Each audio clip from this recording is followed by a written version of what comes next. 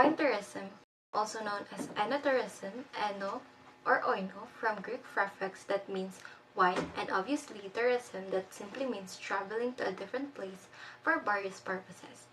It's a subtype of gastronomic tourism whose purpose is to visit vineyards, wineries, tasting, consuming, and or purchasing wine, often at or near the source. The main target consumer or tourists of wine tourism are the ones who are interested in wines, like wine lover and wine expert. Wine tourism doesn't only revolve around tasting wine, but it also revolves in discovering where and how different wines are made and the people who makes them. Tuba is a Filipino fermented and lightly alcoholic beverage obtained from the sap of different species of palm trees, such as nipa and coconut palm. Also, tuba is a popular alcoholic beverage that is easily accessible and affordable to many Filipinos. Unlike other alcoholic drinks that are expensive and commonly found in bars or clubs, tuba can be brought from local vendors and even made at home.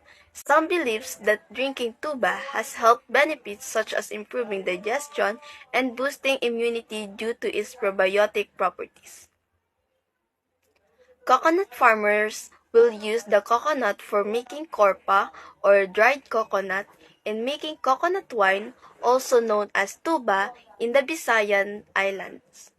The process is easy, but the most difficult part is climbing the pulp. Tuba makers will climb the coconut trees, usually with the most basic materials of knife called a sanggot, and naturally agility and make a cut in the plant inflorescence. Process will be may akit sa puno, then yung akit na yun is itatali yung container sa puno para makolekta or makolek yung mga sap. And iiwan to overnight, then the next day, pagka-collect na mga sap, ife-featherment na yon para makagawa ng famed tuba. Minsan, naiinom yun kagad. And then, another info is yung alcohol level ng tuba is mababa lamang. It is range 20 to 40% lang. Also, para sa kanila, yung tuba is pinaniniwalaan nilang matamis at isang napakagandang delicacy upang subukan. Lambanog. Lambanog is the most popular alcoholic drink in Southern Tagalog and largely produced in Quezon Province and selected areas of Laguna and Batangas. It is essentially made like tuba. The only difference is their color and the processing, since tuba is fermented to make lambanog. So, lambanog is originate from Luzon and Visayas Island, also known as the Dalisay de Coco. During the Spanish colonial period, lambanog is also known as the vino de coco. It commonly described as a coconut vodka because of the milky color and the alcohol content of the lambanog. So, yung lambanog, meron siyang 40 to 45% ng alcohol. So, how to make lambanog? So, lambanog came from the coconut sap, from the coconut flour. Yun ata yung katas. Tapos, i-ferment siya about 2 to 3 days. Yun na yung tatawagin natin siyang tuba. Then papakulaan natin yung lambanog with coconut vinegar. Tapos, meron siyang pipe na pataas, parang pag ganun, something. And dito yung pot, tapos pataas yung pipe na may paganito, something. Basta, mahirap explain, pero ganun siya. Tapos, may condensation kasi doon. Tapos, di ba may magkaka-water doon? Basta may magkaka-water doon. Yun yung magiging lambanog na. Basi or sugarcane wine. This wine takes at least 3 months to ferment and a year to age, producing a light brown drink with a sweet and sour flavor. This wine has also been passed down through generation and even written to our history books. The Basi Revolt resulted in a bloodbath that killed Spanish troops and many Ilocanos. It is sugarcane fermented with grapes. The grape's origin is the nearby province of Pangasinan. Like the Ambaristo recipe, Java plum, samak bark, and seeds are also added to maintain the distinct taste of Basi. Basi Maria is the sweetest wine from Basi del Diablo. It is prepared through the fermentation of sugarcane juice or its products. Basi is sweet and rich with a fragrant aroma. This wine has a natural tropical taste that is refreshing and flamboyant. Next is Bignay or Bugnay. Near the famous white beaches of Agudpud, a town named Adams located in the mountains of Ilocos Norte, also produces a wine from the extracts of wild berries referred to as Bugnay, which tastes sweet and mild but has a strong kick. This product contains 12 to 13% alcohol with excellent flavor and color. This Bugnay contains cytotoxic, antioxidants, antiplatelet, antimicrobial, antihypertensive, and anti-cancer that can help various diseases. Bugnay wine can be an alternative source to synthetic medicine that can cure some health problems like urinary tract infection or what we call UTI. It also possesses anti-carcinogenic and anti-aging and reduces the risk of cardiovascular disease. So this is not just a wine. The Laksoy wine. The Laksoy wine is derived from the sap of the matured flower of Nipa that was also known as the Nipa proticans, then processed. The Nipa sap was scientifically discovered by indigenous people as material to produce by making it Laksoy native wine. Here's the Laksoy trivia. Nipa palm trees was locally known on its productivity in terms of sap due to its location na kung saan along the river banks and swampy areas ito natubo. Then, unlike to the other similar palm trees such as coconut trees, palm oil trees, they produce less sap and cannot be processed into wine. Sa paggawa ng laksoy naman, it takes more time and effort and especially patience para ma-achieve nito yung tamang timpla and pagkakaluto ng wine. Yung prutas ng nipa palm tree, need nito yung pag-aalaga, pagbabantay at pag-check ng condition ng prutas. Kasi doon sila dedepende kung mature na ang prutas, then therefore ready na ito para kunan ng tuba. Tapoy. The Filipino people have also developed our own very own rice wine called tapoy, mostly served during special occasions as ceremonial wine, which originated from Banawe and the mountains of Cordillera region. It came from the word tapi or tape, which refers to the traditional fermented food found in the most Southeast Asia countries. Ang mga Pilipino din daw po ay gumagawa din daw po ng sarili nating rice wine na tinatawag na tapoy. Ang tapoy daw po ay kadalasang nihahain sa special na okasyon bilang ceremonial wine na nagmula pa sa Banawe at sa kabundukan ng rehiyon ng Cordillera. Ang salitang tapoy daw po ay nagsimula sa salitang tapi o tape na tumutukoy sa traditional na fermented na pagkain na matatagpuan pa sa karamihan ng mga bansa sa Southeast Asia. Coffee wine. Cavite is known to be the coffee capital of the Philippines with 9 coffee-producing towns. The most common grown cup is called Excelsa coffee, which is the brewed coffee wine in the world. Coffee wine, also known as coffee liquor or coffee-flavored wine, is a beverage made by infusing coffee beans or coffee extract into wine or a spirit, such as brandy or vodka. It typically has a rich and robust coffee flavor with a hint of sweetness, and it's also alcoholic. Coffee wines are made from Excelsa coffee. It is a type of coffee bean that has distinctive tart, fruity, dark, mysterious taste and mostly grown in Southeast Asia. Based on my research, Excelsa is not everyone's favorite drink, and most people that don't find its aroma to be attractive, but still some people do love it. Also, based on my research, it helps with lowering the risk of depression, increasing blood flow, and extending lifespan. One example of this one is the Amadeo coffee liquor. It is an all-natural coffee liquor made with 4 kinds of coffee beans: the Arabica, Robusta, Excelsa, and Liberica.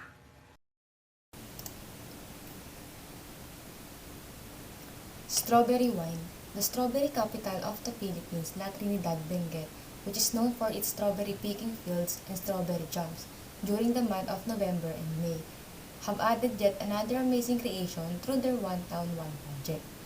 In the article of the Statesman, sinasabi nila na ang strawberry wine is anti-inflammatory and antioxidant, and it nourishes the entire body system. And also, ang strawberry wine daw po ay zero cholesterol and high in potassium, and nalolower o nakokontrol nito yung ating blood pressure. And it reduces the risk of Alzheimer's disease in old age. And best time daw po para uminom ng strawberry wine is lunch or dinner. Maganda daw po siya maging alternative ng mga panghimagas. Instead na desserts, wines daw po magandang pamalit. Mango wine. Mangoes in the Philippines can be found at almost on every backyard. The first mango wine product in the world is proudly Pinoy made.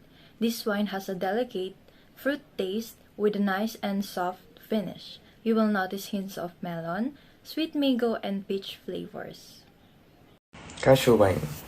Palawan is known for its stunning tourist destination and even regarded as the Bataha Reefs Natural Park by UNESCO. As a World Heritage Site, and apart from this, it is also known as the cashew capital of the Philippines. This paved the way for them to create their own liqueur. The wine is sparkling yellowish-brown when fermented, then becomes reddish-brown upon aging for more than a year. Pineapple wine. This wine is made from the sweetest variety of pineapple in the country called Formosa pineapple, which is abundantly produced and exported from Camarines Norte. This wine has 10.2% alcohol content, which complements the red berry wine, which has 6.3% alcohol content based on the analysis of the Department of Science and Technology in Bicol. Calamansi wine is a type of fruit wine made from calamansi, a small citrus fruit that is common in Southeast Asia. The process typically involves fermenting the juice of calamansi with sugar and yeast. Katulad ng production ng iba pang fruit wines, the result is a citrusy and tart wine with a unique flavor profile. Ito po ay madalas na tinatangkilik for its refreshing and slightly acidic taste. It's a popular homemade or artisanal beverage in regions where calamansi is abundant. Contemporary Filipino cuisine and the rise of street food and drinks. Contemporary Filipino cuisine is all about the mix of traditional taste and modern cooking style, combining Filipino heritage with global ingredients for creative dishes. It's known for its sweet, salty, sour, and savory flavors, highlighting the country's diverse culinary identity. The rise of street food and drinks is connected to it, and it's all about Filipino street food. It reflects historical struggle with people using affordable cuts of meat due to limited access to expensive one. This shows Filipino resourcefulness in making tasty, budget-friendly snack. Now, finding street food in many city corners at night market that stays open late is very easy, making it more accessible. Barbecue. Filipino barbecue is marinated pork grilled until perfectly tender and juicy, then glazed with a sweet, savory barbecue sauce.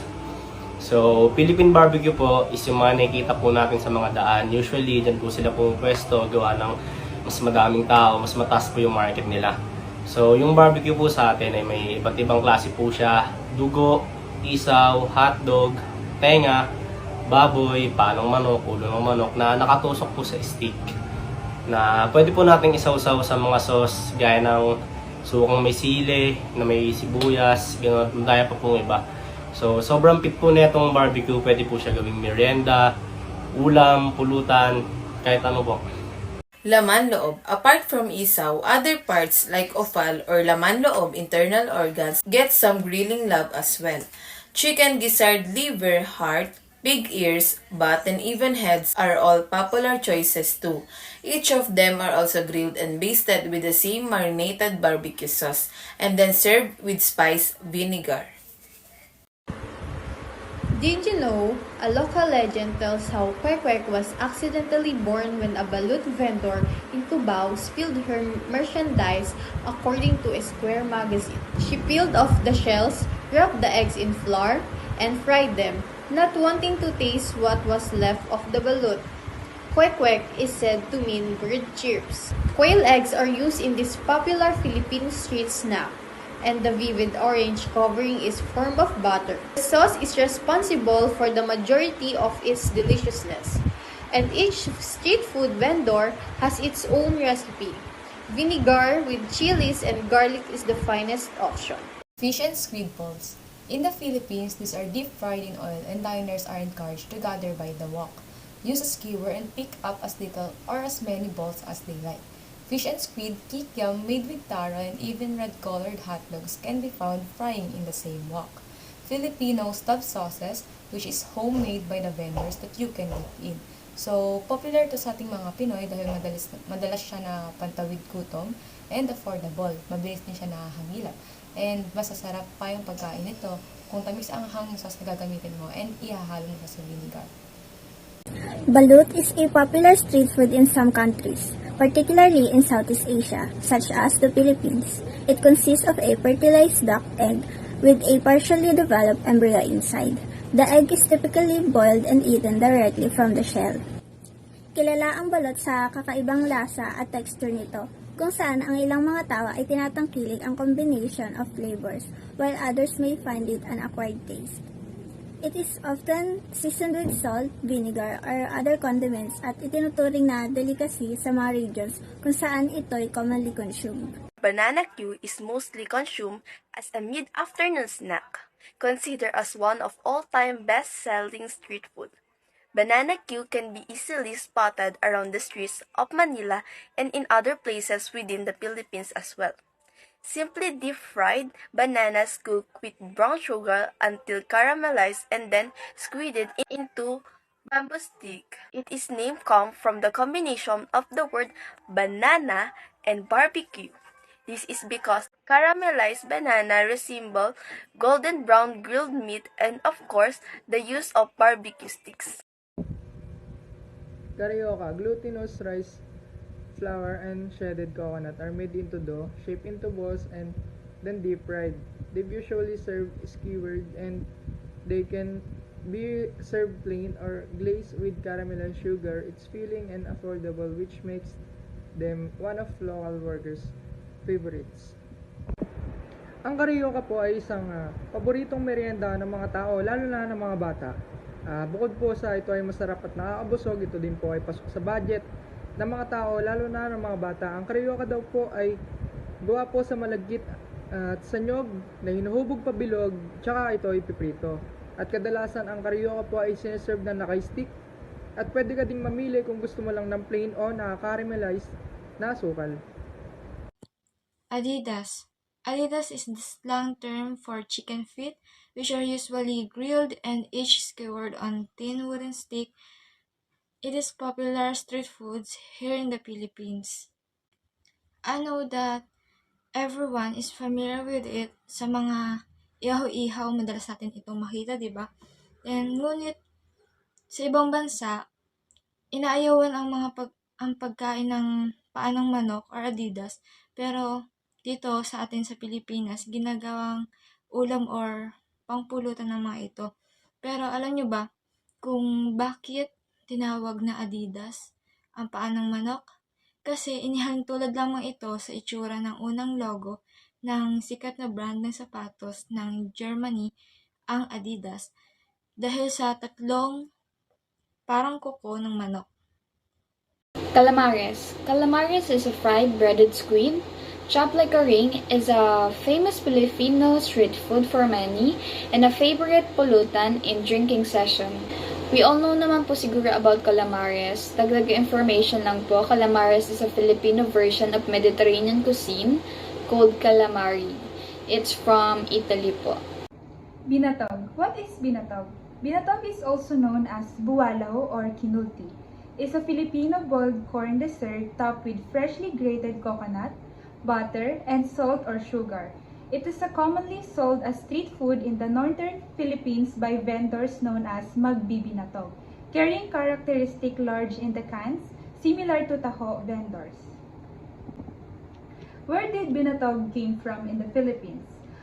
The origin of binatog may have came from the regions of the country where the corn is abundant, perhaps from the Luzon region, especially in northern provinces. Taho. Taho is a Philippine delicacy made of fresh, soft, silken tofu, arnibal, which is brown sugar syrup, and sago, which is pearl. This staple comfort food is a signature sweet and can be found all over the Philippines. Scramble. A local icy concoction, scramble is composed of crushed ice, pieces of dice-colored gelatin, sago, and condensed milk or powdered milk and sugar mixed together using an egg beater and topped with chocolate syrup.